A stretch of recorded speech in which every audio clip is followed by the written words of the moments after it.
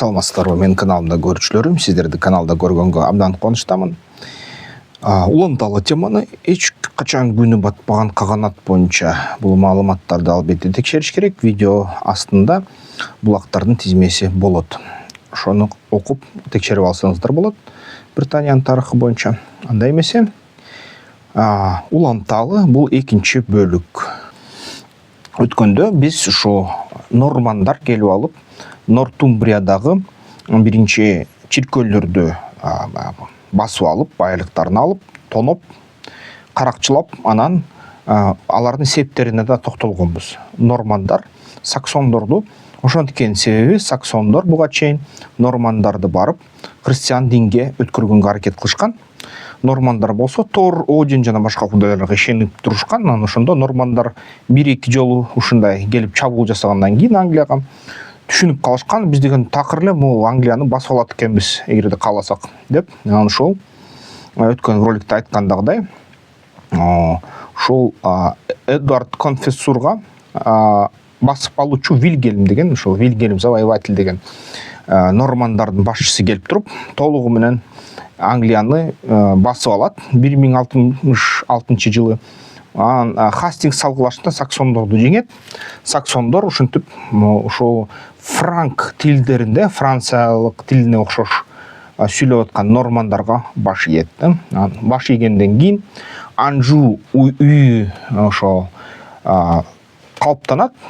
1154 жылдан 1485 жылга чейин ошо нормандар башкарып, Англияны карап, 100 жыл аны башкарып келгендиктен өзү континентте ошо азыркы Франция, Британия, Нормандия деген тараптарда ошо франциялык королдук түзүлөт.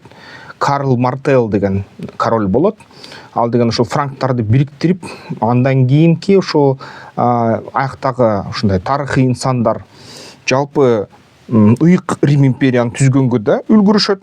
Анан кийинчерээк аны ошо Карл Мартел Францияны түзөт. Франция деген мамлекет пайда болуп калат. Франция деген мамлекет франктардын мамлекети. Тынымсыз Британия менен согуша баштайт. Ушундан баштап кылымдар бою Франция менен Британия кез-кезде салгылашып, бири-биринин жерлерин алып турганга аракет кылышат. Ошондо Анжу үйү көтөрүлүп, плантагенеттер башкара баштайт. Алар деген кээ учурларда бири-биринин согуштарын токтотуш үчүн бири-бирине кыздарды, уулдарды берип турушат.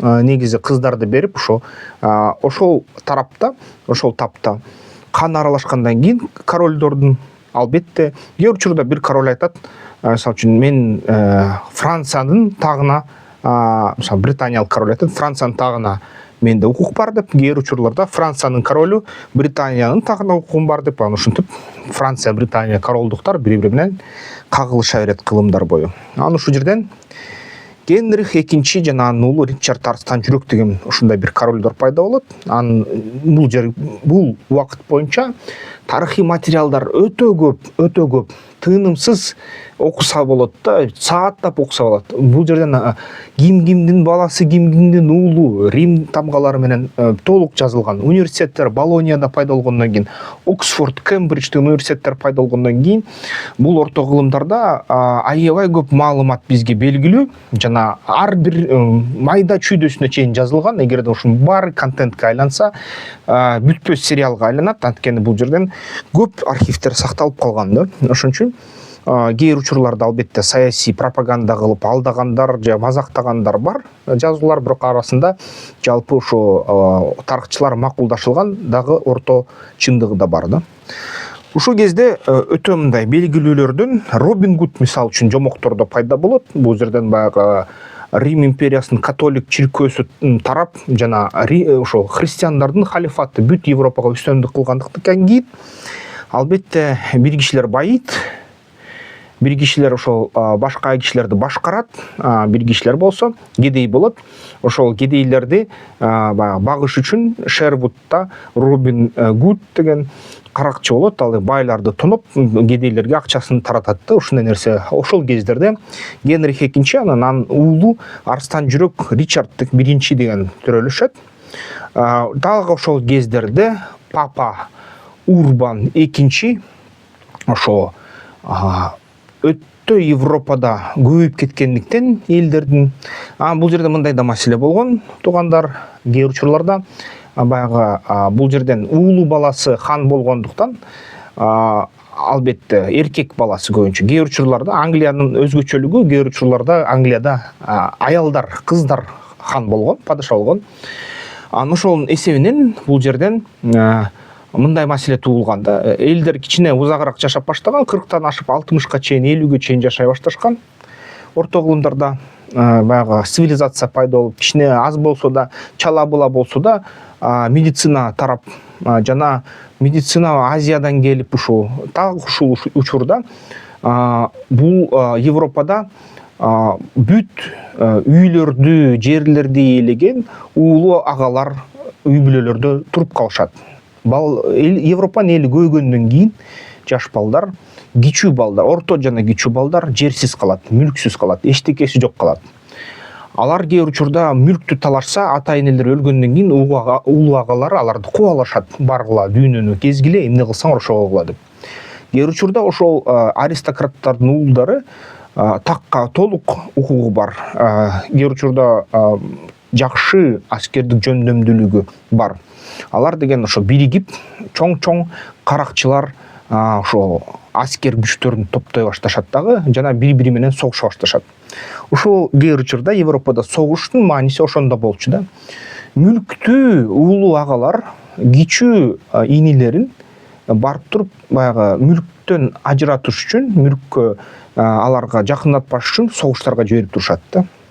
Дагы ушундай бир маалда караса, Европада жылуу күндөр болуп, Европага атайын Гольфстрим агымы урат, Атлантика Антарктидадан келип туруп, экватордон өтө жылып туруп, анан экватордон Атлантиканы көздөй Африка менен Европага жылуу Гольфстрим агымы ургандан кийин бүгүнкү күнгө чейин Европада ошо кылымдап, миңдеп жылдап, аякта климат өтө жумшак, аякта кышында -10дон түшпөйт Цельсий боюнча суугу. Дайыма жайында ошол 36, 25, 27 градус болот да, дайыма жакшы климат. Кээ учурда, кээ жылдары ошол Норвегияда, Британияда 6 урожай, 6 түшүмгө чейин алып калышчу да ошол дыйкандар. Ушундай күндөр да болгон Европада, ошондуктан Европада калктын саны тез-тез өсө баштаган.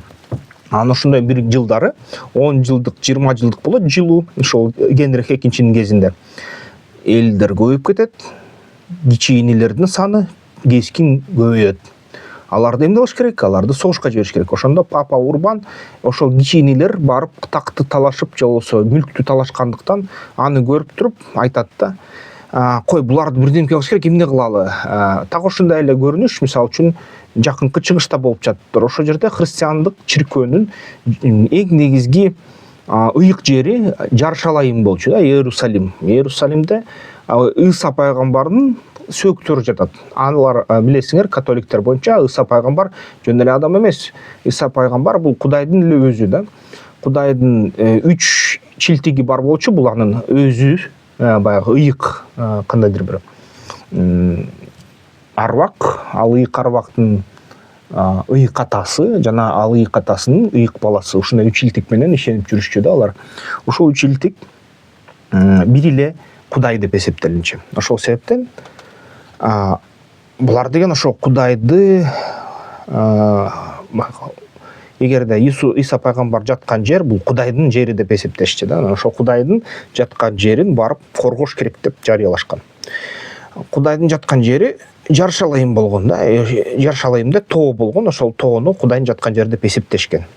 Ошол тоодо бүгүнкү күнү мисалы үчүн Алякса мечити турат. Ар жагында ушул католиктердин баягы Ыса пайгамбар көмүлгөн жери, көмүскөсү, күмбөзү деп эсептеген жери турат. Атайын чиркөө христиандык. Анын берки жагында да грек православдык чиркөө да турат. Ушинтип 3 чиркөө бир жерде турат. 3 чиркөө тең, бири ушул ыйык деп эсептелинет. Ошон үчүн бүгүнкү күнү мусулмандар, христиандар ушул жерде аябай катуу талашышат. Ошол кезде дагы Урбан айтат, бизге ушундай түш кирди, Кудай келди, аян берди, барып туруп ошол христиандын Кудайдын күмбөзүн сакташыбыз керек. Алар христианга өтүш керек. Ошол жерде сарациндер, Саранын балдары деген. Мисалы үчүн ой боюнча ошо мурунку ыламыштар Библияда жазылгандагыдай ыйык китепте ошол мисалы үчүн Ибрайымдын уулу баласынан европалыктар тараса, кичи баласы Сара деген ушундай экинчи айылынан төрөлөт. Ошол Саранын балдары арабтар деп эсептелинет да. Анан сарациндер бул деген Сарасан деп айтылат да. Бул деген которгондо ошол Саранын уулдары деген сөз да. Саранын уулдары бул арабтар, Ибрайымдын биринчи айылынан болгон уулдары бул деген христиандар деп эсептешет булар. Жана ошо Саранын уулдарына согуш жарыялайт да. Арабтар биздин туугандар, бирок алар экинчи аялдын уулдары, жээн бизге. Мындайын атканда да өгөй баягы ага-инилер ошолорду өлтүрөлү. Ошолорду аар кубалап, ал ыйык жерди христианга кайтаралы деп. Бүт ошол кичи балдарды, кичи жана орто инилерди жерсиз, мүлксүз булар европалыктар папа Урбан, Рим папасы мусулман дүйнөсүнө жортуулга аттандырат.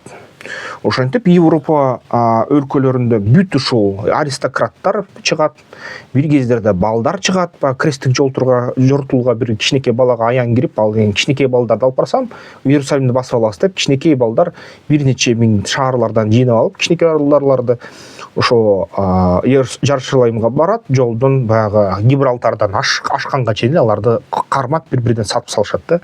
Аз келгенсип дагы ошол кедейлердин кресттик жортуулу болгон бүт кедейлер жыйналып алып, бүт колу чолок шаалдар жыйналып алып, ар кандай ушундай биз деген барсак Иерусалим бизге багынат деп алар да барышат, алардын баарын ушул күрттөр жана арабтар өлтүрүшөт. Анан кийин дагы ошол чоң ушундай күчтү топтоп алып, кичи инилер аристократтардын аябай мындай мыкты согушчандар, аябай бай, ошон үчүн аларда эң мыкты мындай курал жарактар, аскерлердин жардамчылары, ушундай коштолгон армияларды жыйнап алып, жакынкы чыгышка барып, жолдон Константинополду православдык христ чиркөөнүн кармангандарды, Рим империясынын калдыктарын басып алышат, дагы бир нече жолу тоношот. Өзүнүн эле баягы православдар, католиктер эмес, бизге кичине каршы, биз христиан болсо деле баары бир башкача бир чокунушат деп аларды да ушинтишет. Анан ошо Гибралтардан өтүп, Византияны талкагандан кийин, Византиянын аркасындагы ушул Иран жана ошол кездеги Иран, ошол жердеги бүт баягы халифаттардын жерлери, арабтардын жерлери болгон болчу, ошол жерден анан согушушат, бир нече жыл менен Салахаддин менен согушушат. Жаршалаймды басып алган убактары да бар. Аякта Балиан деген королдук болот, аякта ошо Балдуин деген королдор болот. Иерусалимди басып алып, аяктан өлкөнү түзгөн. Ошондо тамплиерлер ордендери пайда болот. Тамплиерлер келип алып, ошол Жаршалаймдеги жөөттөрдү басып алып, алардан банк ишини үйрөнүп келип туруп, Европага банк билимин тарата башташат да. Кээ бир учурларда ошол Европага качып келген арабтардан ошол жөөттөрдү алар менен кошо ушундай чоң банк финансылык системаны кура башташат Европада. Алар менен бүт Европа өлкөлөрүндө ушундай тамплиерлердин логистикалык мындай тармакчасын тартышат. Аябай бай болуп кетишет да. Ошо бүт Европага королдорго карыз берет. Анан кийин ушул франк королдору ага көз артып, акчасына карыз алып, карызды кайтаргысы келип, тамплиерлер ордендерин бүт жок кылышат да. Ошол эле кезде тамплиерлер жана башка кресттик жортуулга баргандар араб Багдад китепканаларын тоношуп, аяктан китептерди алып келишип, араб толмочторун алып келип, толмочторду ошол араб тамгаларын кайра англис тилине, франк тилине, рим тилине котортуп, италиялык тилдерине, ушул жерден анан Европанын гүлдөшү башталат да. Европа математика, алгебра, ошо Аль-Бируни, Аль-Хорезми, Аль-Фарабилердин баягы бүт китептерин алып, ушуну арабчадан кайра франкчага которуп, арабтар болсо аны өз кезинде Пифагорлордон, байыркы гректерден алып алган болчу, Александриянын библиотекасынан, китепканасынан. ошо Пифагор, Аристотель, Анаксимандр, Эратосфен деген ошол байыркы гректердин жана индиялык математикалык, мисалы үчүн индиялык бүгүнкү күнү араб цифралар деп эсептелген цифралар негизи бул индиялыктар ойлоп тапкан. Ошол индиялык цифраларды арабтар үйрөнүп алган жана ошол арабтын аль-Джефр, аль-Мукабалла деген китептери ошол Ибн Хальдундуку жана ошол Аль-Фарабиники. Ошо араб тилинде чыгат, индиялык иштерге таянып, Пифагордун, гректердин иштерине таянып, аны кайра ошо Европанын элдери франк тилине жана латин тилине которуп, латин тилинен англикан тилине которуп үйрөнүп баштайт илимдерге, алгебраны, математиканы ушу араб тамгалары деп таанып калышат да.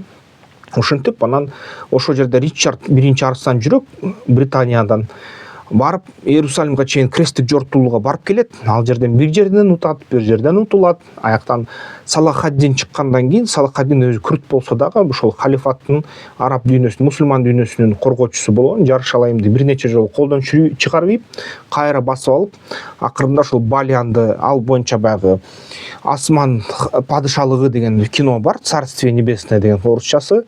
Ошону көрсөңөр болот, америкалыктар тарткан. Ошо албетте аякта кичине туура эмес маалыматтар берилген, мындай көркөмдөтөлү деп. Бирок жалпысынан ошондой нерсе болгон. Салахаддин ушу кресттик жортуулдарды мизин кайтара баштайт да. Анан ошол Ричард андан утулуп бир кездерде кайра Англияга келет. Англияга келгенден кийин аны албетте англиялык такты кармагандар эч качан ошо кайра такка жакынгаткысы келген жок. Акырында аны өлтүрүп тынышат.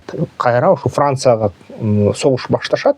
Франция менен согушуп атканда Ричард биринчи ошо тамагына жебе жейт деп айтылат да көп уламыштарда жана ошо тарыхый жазылмаларда. Анан ошо 1199 жылы 1216 жылдары Иоанн Жерсиз деген хан келет Англияда. Англияны башкарат. Анын бийлиги ошо Англияда толук буржуаздык реформага айланат да. Бул деген негизи ошо мындай эрксиз, кичине компетенциясы аз, билими аз ушундай адам болгон дейт. Башында Иоанн тактыга отурганда француз аймактары анын жени Артурду колдошкон. Артур франциялык жерлерди басып алган. Артур биринчи ошол эле баягы кресттик жортуулдан кийин Лионду башкарып алган, бүт баарын ушун Францияны башкарып баштаган жана Франция утула баштаган да ошол жерден. Ушул Иоанн Жерсиз хандыкта отурган болот. Нормандия, Анжу жана башка жерлерин кайра франциялыктар басып алат. Анан Франциянын ушинтип жерлеринде Англия өзүнүн плацдармдарын жана жер тилкелерин толугу менен жоготот. 1205 жылы Иоанн Папа Иннокентий 3 менен чатакташып кетип, ошо Иоанн Жерсиз папаны тактыдан түшүрөт. Анткени Иннокентий бул халиф да, христиан дүйнөнүн халифи. Анан эгерде ошо Иоанн ага мындай баш ийбесе, түзмө-түз анын айткандарын кылбаса, папалар, Рим папалары хандарды алмаштырып койчу. Ошентип анан негизи Европада ушундай болгон да. Рим империясы христиандык тарап кеткенден кийин Европага тактыларга бекитүүчү киши папа римдик болчу. Ошол папа римдик айтмайын буйругун эч ким эч качан такка отура алчу эмес. Ошентип хан келип туруп шахан шайланса, же болбосо башка бир ханды өлтүрүп анын ордун ээлесе, бир гана аны легитимдештирүү жана анын тагына бекитүү юридикалык жактан, дин жактан ушул папа римдик болгон да. Римдик папа айтып алып, бул хан болот дегенден кийин гана жана атайын церемония кылчу, коронация келип туруп башына ошо тажы кийгенден кийин анан король болуп калчу да, ошол кайсы бир жердин. Эгерде папа анафема деп койсо, анафема деген бул баягы кайсы бир королду бийликтен ажыратылсын жана чиркөөдөн ажыратылсын деп ушундай өкүм чыгарат. Ал өкүмдүн аркасы менен ошо корольдор өзүнүн бийлигин жоготуп алчу. Так ошондой эле ошо Иоанн жакпай папа Иннокентий экиге, анан папа Иннокентий аны тактан чүрүп салат. 1213 жылы Иоанн кайра папага баш ийип, астына түшө калып, Иннокентий 3-гө кечирмен эттик менден кетти, кайра эле ошо сен айткандарыңан баарына баш ийем дегенде Англия менен Ирландияны папанын Ленине айлантып, Лен деген бул деген баягы ушул жерден чиркөө акча салык жыйнайт деген сөз да. Лен деген жер ошол чиркөө ошол аймактардан кошумча салык жыйнап калды дегенди билдирет. Ошону бергенден кийин Ирландия менен ошо Англияны папа Иннокентий үчкө ал деген жыл сайын салык төлөп турууга макул болгондон кийин папа Иоанн кайра аны макул дейт да, жерин кайра хан тактысына отурганга макулдугун берет. 1214 жылы Францияга кайра чабуул жасайт. Бирок бувиндердин салгылашуусунда жеңилип, Луардан түндүктөгү бардык укуктарынан баш тартууга аргасыз болот. Францияга кол салгандан кийин Иоанн жана аны бүт Британиянын жерлерин жоготкондуктан, ошо Ричард биринчи бүт басып алган кайра ошол Иоанн ушу бүт жерлерди жоготкондуктан кийин тарыхта аны Иоанн жерсиз деп атап коюшат да. Иоанн безземельный. Баягы бүт жерлерди жоготту айван, эч бир мындай таланттуу болгон эмес. Франциялыктарга жеңилди, римдиктер менен карын катнаштарды бузду, Рим папасы менен. Ушинтип Англия бүгүнкү күнү толук бүт Франциянын жарымына чейин жана Германиянын ошо батышына чейин уланмак деп айтылат да. Ал ушул Иоанн жерсиз көп ката кетиргендиктен бүт жерлер жоголду. Ошон үчүн Британия кайра аралда калып калды деп айтылат Британиянын тарыхында. Мурун ошого өтө нааразы болгон барондор Иоаннды 1215 жылы эркиндиктердин улуу хартиясына кол койдурууга мажбурлашат. Алар жыйналып алып айтат: "Эй, сен Иоанн, сен деген такыр начар король экенсиң, начар хан экенсиң, падыша экенсиң. Сен бийлигиң жарабайт. Биз сенден көрө жакшы башкарабыз. Сен бизди уккан эмессиң, сен чечимдериң бүт ката болгон. Ошон үчүн сен бизге баш ийесиң. Мынаки, могул документти берип атасыңар ошо. Бул биздин хартиябыз, бул биздин конституциябыз. Ушул конституция бизге кошумча эркиндиктерди берет. Король алган салыктын санын азайтат. Королду карабай биз кээ бир чечимдерди өзүбүз жергиликтүү жерлерде чече беребиз. Корольго карабай биз деген кошумча дагы жерлерди басып алууга укук алабыз. Биз деген өзүнчө парламентпиз. Эми король өзүнүн чечимин жалгыз чыгара албайт. Эми чечим чыгарар арасында эл менен макулдашылат, эл биз барондорбуз дейт да ошо. Ошентип барондор өзүнө Британияда конституция жазышат. Бул алгачкы конституциялардын бири болот. Ошол эле кезде, мисалы үчүн, ошо Украина тарапта ошондой алгачкы славяндар күчтөр дагы ушундай сыяктуу конституцияларды жаза баштайт да кийинчерээк. Франциянын ханзадасы Людовик Англияга келип, Лондонго такка отурат. Бирок Иоанн 1216 жылы каза болгондо англиялык барондор ошо баягы папа Иннокентий үчтүн буйругу менен ошо Людовик келип Британиянын башчысы болгондон кийин ошого чыдабай, жок биз эмнеге папа биздин жерди, биздин такты, Британияны Францияга каратып салат. Ооба тууган, ооба укугу бар, бирок биз буга каршыбыз деп барондор козголоң чыгарышат дагы. Козголоң кылып туруп, англиялык барондор француз королуна каршы чыгып, Иоанндын уулу Генрихти 9 жаштагы падышага көтөрүшөт дагы, барондор Британияны башкарып калат да. Ошондой чоң каршылыкты көрүп, ошо айла жоктугунан Людовик кайра Францияга кетет. Генрих 3 ошол кездерде такка келе баштайт да. 1216 жылдан 1272 жылга чейин. Генрих 3 такка отургандан кийин анын мамлекет камкорчулары барондордун арасынан шайланган Уильям Маршал жана Хьюберт де Бург башкарышкан. Ушул Уильям Маршалдын аркасы менен негизи маршал деген түшүнүк бар да дүйнө жүзүндө. Мисалы үчүн ошо билесиңер, экинчи дүйнөлүк согушта жеңгенде бир Германияны, фашисттик Германияны, ошондо маршал Рокоссовский деген чыгат, 2 кишини маршал кылат Сталин. Өзүн генералиссимус кылат, 2 кишини маршал кылат. Анткени маршал деген бул наам болуп калган да, наам эң жогорку аскердик наам болуп калган. Анткени ошол Уильям Маршал чын эле ушуга татыктуу болгон. Бул деген Францияларды аябай татаал убакта жеңип, кичинекей аскер болсо да колунда чоң франциялык аскерлерди жеңгенге жетишкен, бир нече согуштан жеңген, кээ бир учурларда дипломатия менен чечип койчу, сөз менен эле, кээ бир учурларда аскер менен чечип койчу. Аскерге өтө чоң ушундай кандайдыр салым кошкон маршал. Ошентип анын атына урматтап, кийин бүт европалык мамлекеттер маршал деген атты наам кылып салышкан да, аскердик наам кылып салышкан. Ошол камкорчулар казнаны талаптанып жерлерди ири феодалдарга таратышкан, бирок ошол маршал канча согуштан жеңбесе дагы Хьюберт де Бург жана башка коңгурчулар кичине туура эмес өзүн алып барышкан да. Анан 1227-жылы Генрих өзүн бой жеткен деп жарыялап, бийликти өз колуна алып баштаган. Анын башкаруусунда наразычылыктар көбөйүп кеткен, Гароннан түндүгүн жоготуу, Хартияны бузуу жана сарптоо себеп болгон. Бул деген баягы улуу эркиндиктер Хартиясын бузган да. Мен ханмын, мен өзүм чечем деп баштаган да. 1258-жылы ачарчылык чыккан. Ошо Симон де Монфор башына турган көтөрүлүш башталып, король Оксфорд токтомуна кол коюуга аргасыз болгон. Симон де Монфор ошо кайра Хартияны калыбына келтирген да, ошо барондордун бири. Анан 1262-жылы папа корольду бул токтомдордун аткаруудан бошотуп бүт.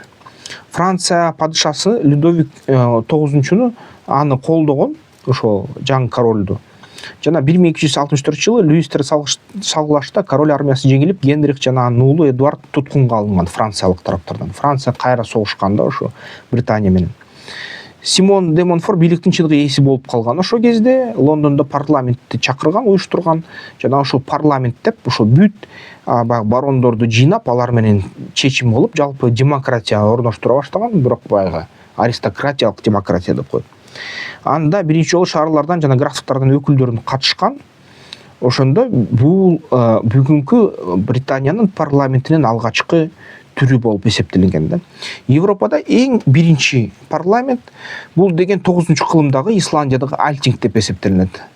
400 жыл кийин, 300-400 жыл кийин ушундай парламент алгачкы жолу Британияда жыйналат, ошол Симон де Монфордун башкаруулугу астында. Бул парламент кийинки дорлордо төмөнкү палатанын башаты болуп калыптанган жана эми кичикти сакталып келет да. Ошондо барондор Монфорду демократиялык ниеттер үчүн чекшип, кайра корольду колдошкон. Кичине барон ошол биз деген азыркы биздин кол астында иштеген крестьян баягы дыйкандарды кан кылып салабы деп барондор коркуп кетишкен, чочулап кетишкен. Кайра корольдукту калыбына келтиришкен дагы. Принц Эдуард качып чыгып, Франциянын өз күчтөрүн чогултуп, 1265-жылы Ившемдеги салгылашта Монфордун аскерин талкалап, ошол Монфорду акырында өлтүргөн да, ошол Эдуард ханзада. Ушинтип ханзада кайра корольдукту калыбына келтирген. Эми бул кезде абдан көп ушундай маалыматтар бар да. Ошол кезде Эдуард Узунбут деген бийликке келет. Анан бул жөнүндө эми кийинки чыгарылышта сөз кылалы. 1272-жылы, 1307-жылы ошол Эдуард бийликте такта болот жана ошол кездерде аябай чоң легендарлуу ошол нерселер болуп кетет Британияда. Албетте маанилүү булактары ушул китептерден, булактардан окуп алып, өзүңүздөр өз алдынча англис тилинде, орус тилинде ошо тастыктап алсаңыздар болот. Каналды баягы видео колдоо жолдору ар кандай, мисалы үчүн бизнес пландоо видео сабагын катталсаңар болот, силерге кат келет, ошол сабакта өтсөңөр бизнес планды жазганды үйрөнөсүздөр да. Аякта тесттер да бар. Анан каналды колдоп койсоңуздар да болот. Эмки видеолордон көрүшкөнчө. Аскер тактикалык федерация уюштурган, көп учурунда ошонун мүчөлөрү уюштурган да жеке ошо эс алыш күндөрү болуп өткөн оюндар бар. Ошол оюндарга катышкыла, анткени ошол оюндар ар бир базар күн болот. Ар бир базар күнү албетте бул жерден жакшы бир тажрыйба алса болот оюнду. Анан кийин дагы аябай жакшы өзүңөргө ишенип алсаңар, чоң оюндарга катышсаңар аябай жакшы болот да.